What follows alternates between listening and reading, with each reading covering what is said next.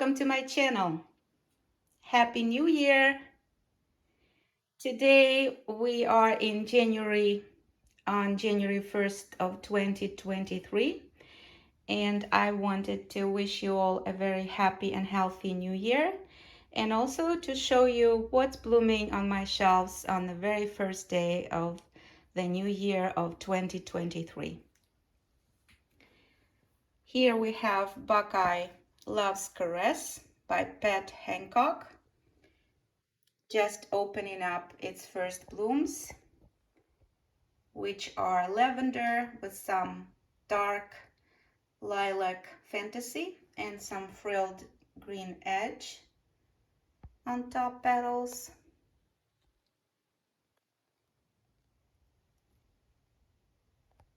Here it is, just barely opening up.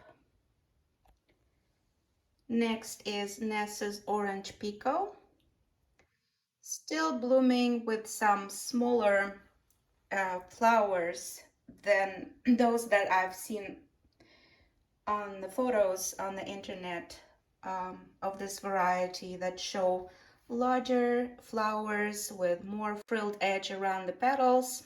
And this one, even though it does bloom true to color with very kind of dark, intense, dark peachy orangey blooms, however, the size of the blooms and the frilled edge is not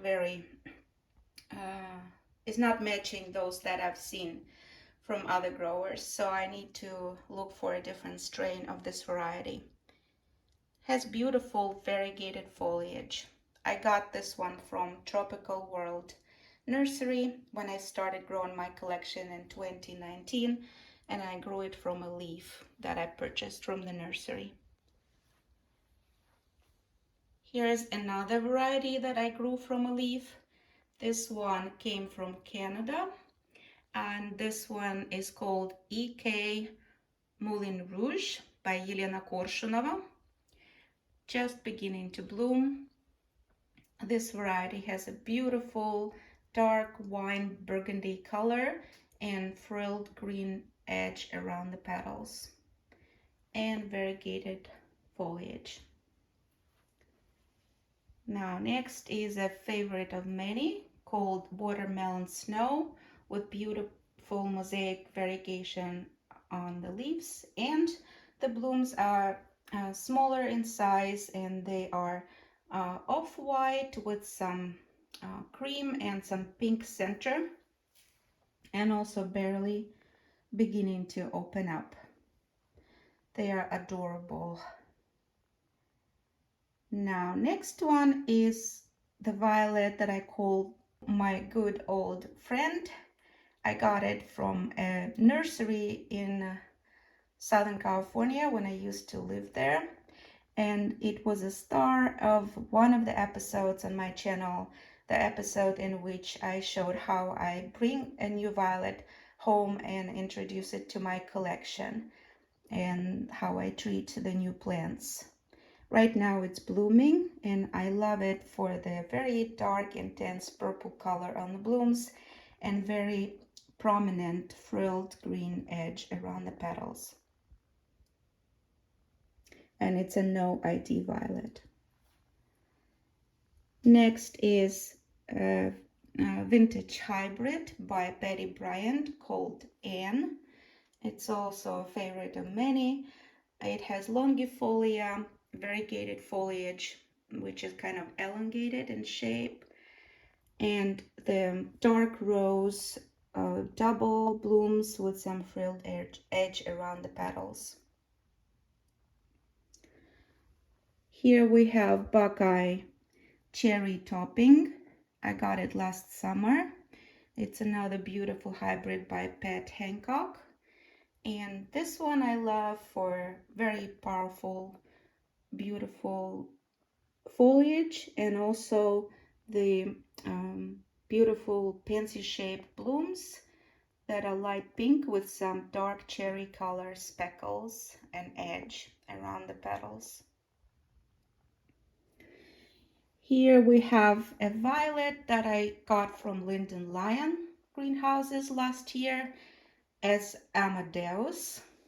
So I ordered the violet called Amadeus by Konstantin Morev, and I received this plant, and I have been surprised by the way its blooms look, because they don't look anything like Amadeus. Amadeus blooms with white and dark red, and the white color is supposed to be around the petals.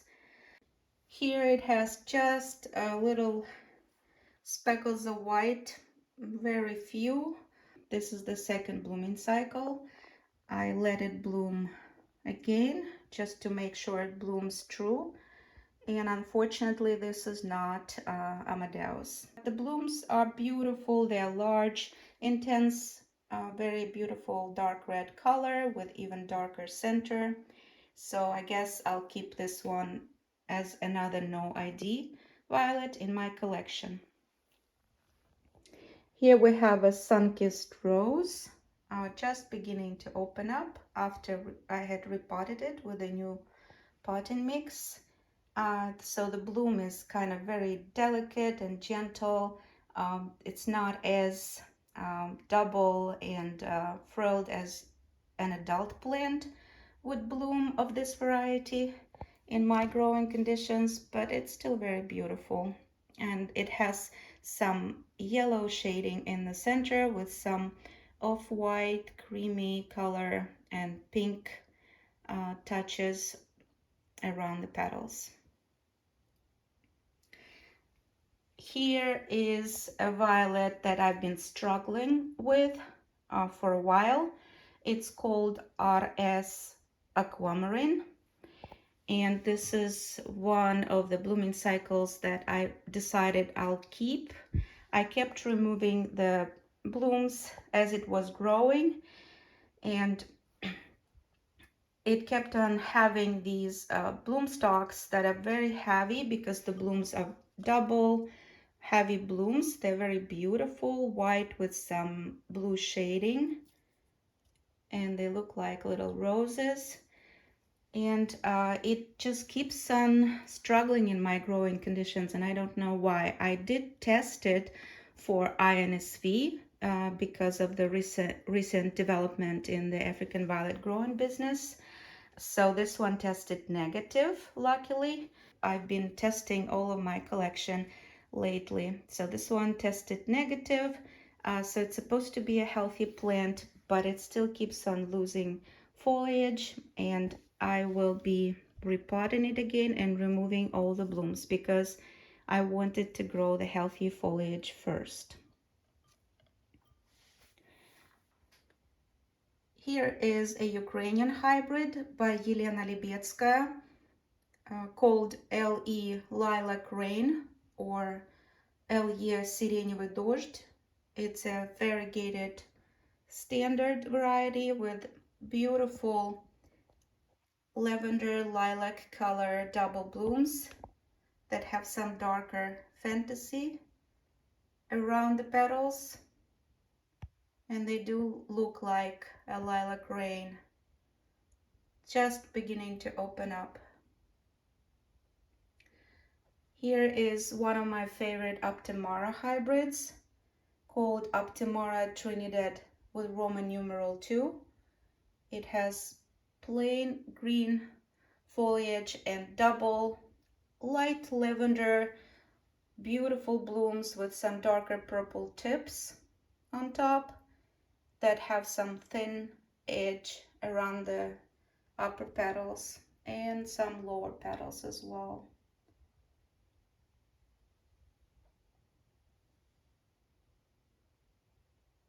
Next to it is one of my favorite reds, Heinz's Sentimental, and it's very hard to convey the shade of the red color, but now we have some sunlight coming through so you can see what it looks like in the natural sunlight, direct sunlight.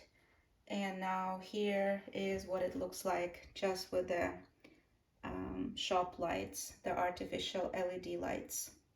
Beautiful red. It has single and semi-double dark red blooms. Then here, this is a semi-double, just opening up.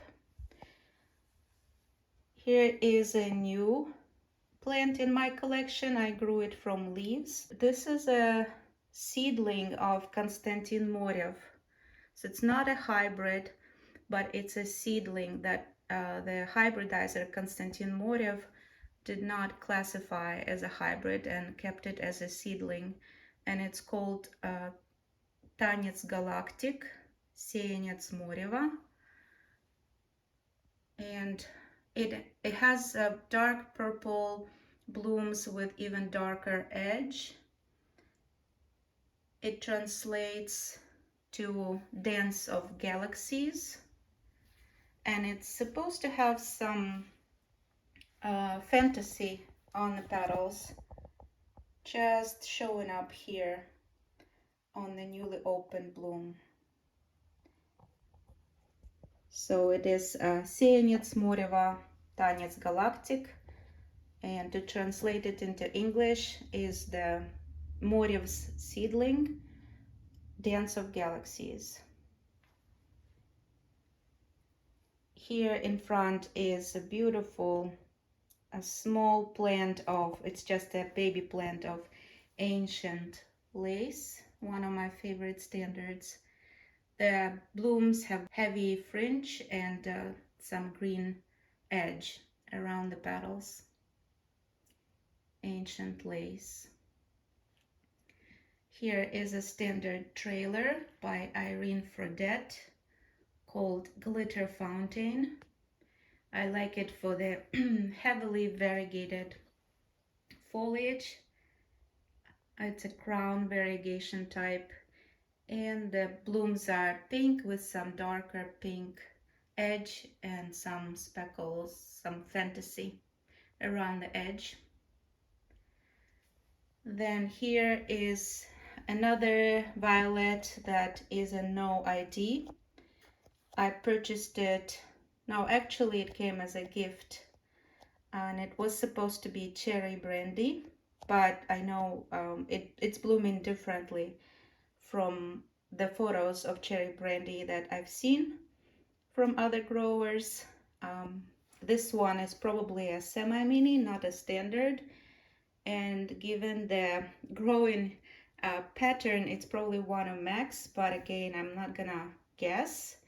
It's gonna be a no ID, and I will keep it for the beautiful, very beautiful, vibrant, dark red color of the blooms. And then finally, Lyon's Black Magic does not cease to amaze me with the ease of growing. It keeps on blooming summer or winter. It's a beautiful bloomer and easy grower. So these are all of my standards that are blooming right now in the first day of the new year of 2023. And in the next episode, I will show you the miniatures and semi-miniatures. Stay tuned.